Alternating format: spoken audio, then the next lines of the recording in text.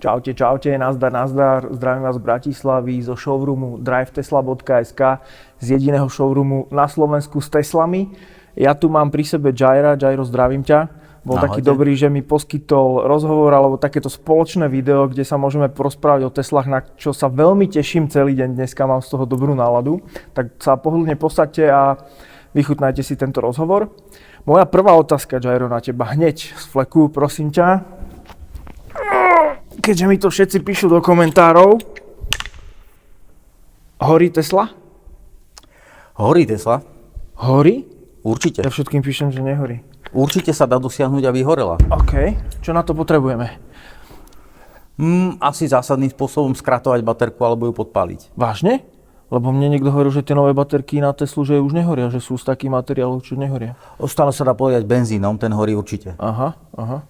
Dobre, horí bežne Tesla? Bežne nie. Bežne? Koľko Tesiel zhorelo asi tak plus minus? Snažili sme sa dopracovať k nejakým štatistikám. Zatiaľ to naozaj nevieme, koľko Tesiel. Na Slovensku a v Čechách napríklad neviem o jedinej. No. Ja si myslím dokonca, že na Slovensku a v Čechách nezhorel ani žiadny elektromobil.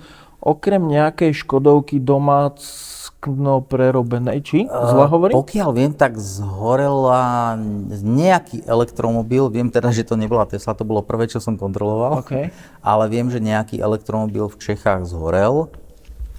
A áno, existujú prípady, kedy zhoria aj elektromobily. Aha. Ale teda podľa štatistík, o ktorých viem, tak 30-krát častejšie zhoria práve spaľovacie autá. Pánenko, skákava, ale všetci v komentároch hovoria, že horia iba elektromobily.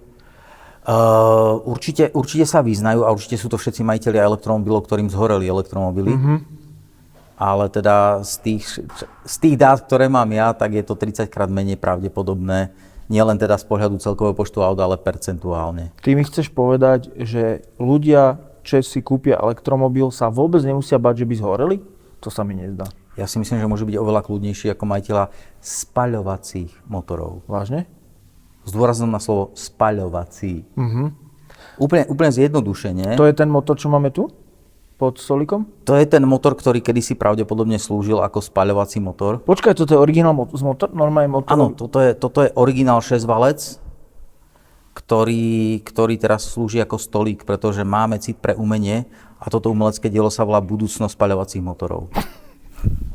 Dobre, tak odložím teda, keď hovoríš, že nebudeme horieť, odložím teda hasák. A do niečoho som ti skočil? Chcel si niečo povedať? Chcel som povedať, že či sa niekto z tých ľudí, ktorí nadávajú na to, že elektromobily horia, či sa zamyslel nad tým, čo sa deje v motore, ktorý sa volá spaľovací. No, podľa mojich ľahkých technických poznatkov sa tam dejú nejaké výbuchy. Presne tak.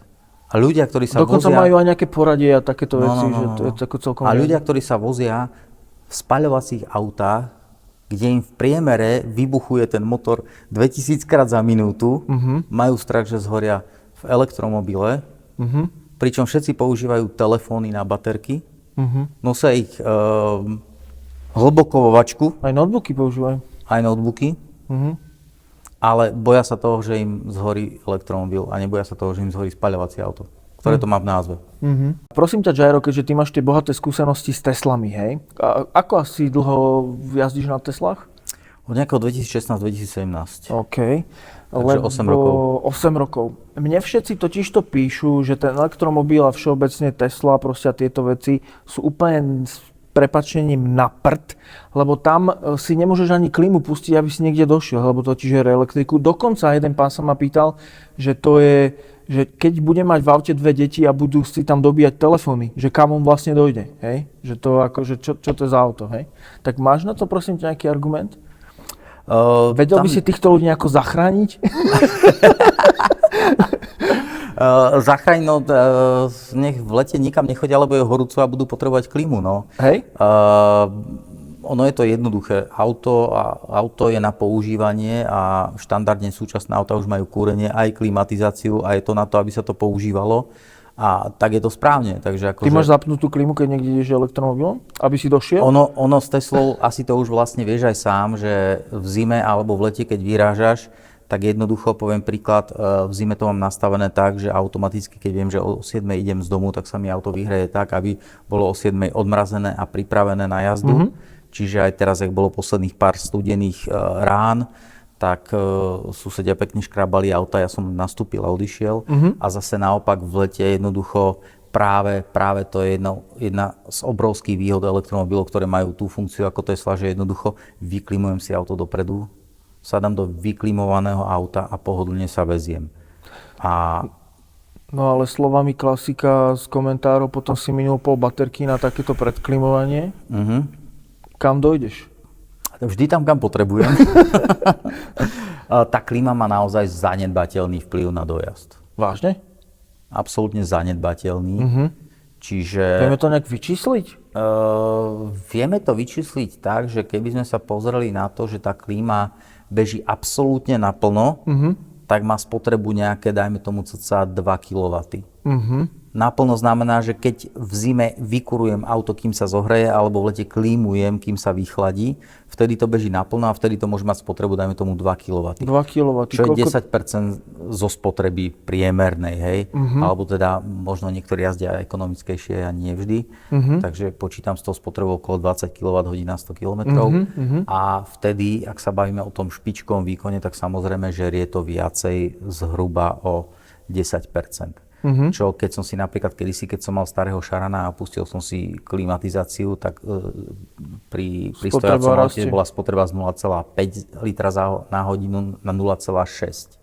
Čiže o 20% viacej. Áno, to všetci určite poznáme, keď ideme autom, alebo teda chodili sme kedysi v minulosti prehistorické s tými motormi, čo teraz slúžia na podstavec na stolík, že tam tá spotreba je vyššia pri tom, keď si pustíte klímu, takže takisto aj na spaľovacom aute dojdete technicky za to menej pri nejak štatisticky, hej, o 0, niečo. O niečo.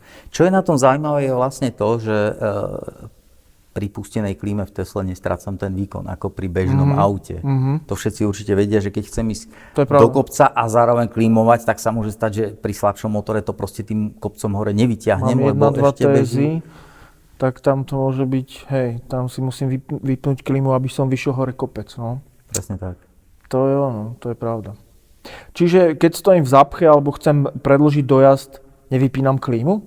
Tak ako by som na to logicky, ako nie elektromobil? Logicky to auto je na používanie a používam ho tak, aby to bolo pre mňa primárne komfortné.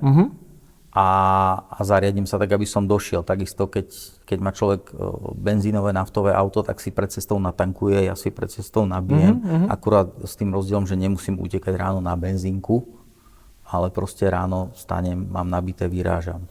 No ja som teraz išiel po ceste a pozeral som si, že koľko je spotreba na kúrenie.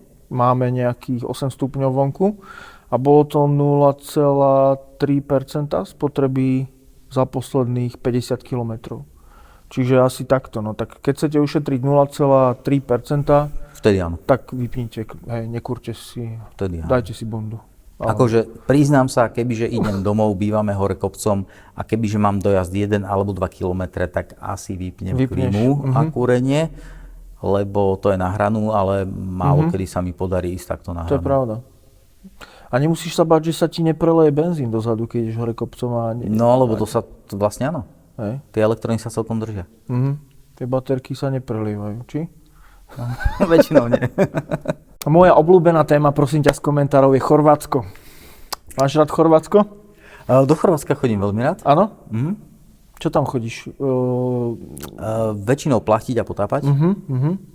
Takže Chorvátsko je podľa mňa super. OK. Ale neprejdeš tam, nehovor mi, že tam prejdeš na šupu. To sa nedá, to je jasné, že nie. Lebo... Takto si povedzme, dá sa prejsť do Chorvátska na šupu. Peši? Aj peši. Aj s oktávkou a s bandaskou na čúranie určite tiež. Áno. Ale som človek, ktorý radšej si každé 2-3 hodinky spraví tú pauzu. Či už na kávu a veci s tým súvisiace, alebo na obed, alebo na čokoľvek. A to Chorvátsko je absolútne na pohodu. Paradoxne mám kamaráta, s ktorým sme boli ešte so spaľovacím autom, teda sme boli v Chorvátsku na jachte. A potom, čo sme sa vrátili, tak hovoril, že no vieš, ale ja musím dať Chorvátsko prestávka na čúranie a ťaháme ďalej. Prestávku musel dať? Lebo ja všetci moji hejteri v komentároch... On už je uvedomelý, hej? On všetci moji hejteri v komentároch nedávajú prestávku na čúranie. Neviem, ako to robia. Čím to tam smrdí, alebo nejak to riešia. Možno majú proste 2-litrový močový mečurík Počul som o typkovi, čo je na vozíčku a že on má také riešenie, lebo... Tak možno to sa dodáva potom k súčasným spaľovacím autám, neviem. Asi. To nevieme už, lebo keď ja som dávno spalovacie auto nekupoval, neviem ako ty. Možno už je to základné výbave. Možno, hej. A budete chodiť do Chorvátska? Bažant. Nech sa páči. V každom prípade vtedy sme išli spaľovacím autom do Chorvátska z Chorvátska a on hovoril, že teda on maximálne rýchla prestávka na čúranie a ide sa ďalej. Aby sa mohol doma pochváliť, že za aký čas to dal? Alebo aký bol cieľ? Nie, proste ja je jasné, že cieľom väčšiny ľudí, keď idú na dovolenku, je byť tam čo najskôr, hej? Lebo chcem minimalizovať ten čas na tranzit, aby som sa venoval tej dovolenke samotnej. OK, chápem. Takže áno, chalan povedal, rýchla prestávka na čúranie, ideme ďalej. Ja mu hovorím, počujem, a vieš, koľko sme robili poslednú rýchlu prestávku, keď sme išli z jachty naspäť? Trvala 42 minút. Lebo jeden sa ide vyčúrať, druhý si zapalí, tretí si kúpi niečo na jedenie, kým si zapalí prvý, tak si ide zapaliť štvrtý a 42 minút to trvalo, stopoval som to. Je to možné, že to dlhšie trvá. No ale to nevieme, či presvedčíme našich sledovateľov z tábora petrolheadov, pretože mi všetci píšu, kámo, ja na pumpe trávim 5 minút, vyše nie. Je pravda? Ja za 5 minút natankujem a ty musíš čakať hodiny a hodiny v zime, v daždi. Je pravda, to treba priznať petrolheadom, že tankovanie je rýchle. Áno. Dokonca za posledné roky sa dvojnásobne zrýchlilo. Kedysi si na tankovanie 100 eur do nádrže potreboval 10 minút. Teraz natankuješ 100 eur za 5 minút. To je pravda. OK, to je pravda. A čo všetkým tým, čo hovoria, že my sa teraz smejeme, lebo elektrina je lacná, ale to sa dorovná a dosmejeme sa. Ono je to veľmi jednoduché. Na to, aby človek prešiel 100 km s elektromobilom a 100 km so spaľovacím autom, je v konečnom dôsledku potrebné rovnako veľa elektriny. Pretože aj to nie je tak, že nepotrebujem elektrínu. Spaľovacie auto bez elektriny nenaštartuje. Skús naštartovať súčasné autá bez 12V baterky. To neviem. Nenaštartuješ. Staré diesle. Kedysi ešte tie staré, čo boli na kluku, tie áno. Ale súčasné auto... Súčasné auto bez baterky proste nenaštartuješ. Spaľovák. Rozbehnúť, roztlačiť. Pane sousede? Teoreticky áno. Štochnul by ste mne? A to je jedna vec. Druhá vec, tá ropa nerastie na strome. Na to, aby sa ropa vyťažila, niekam dopravila, spracovala v rafinérii. Keď si pozrieš, kto je na Slovensku najväčší odberateľ elektrín, tak Slovnaft patrí medzi špičku. OK. Inak povedané, keď nám by podražila elektrína tak, že by sme potrebovali, ja neviem, proste, keď podraží elektrína a kilometr bude o 3 € drahší, alebo 100 km bude o 3 € drahší, tak to isté sa prejaví aj majiteľom spaľovákov. Pretože je to stále taká istá elektrína a stále ju potrebujeme na spracovanie ropy, na distribúciu ropy. Všetci sa smejú, keď nebude elektrína, my budeme jazdiť a vy nie. No, nebudú, keď benzínka bude zhasnutá. Tam asi treba veľa energie tiež, elektrické. Tak nič, som myslel, že v zálohe nejaký spaľovák, no asi nie. Seriem na to.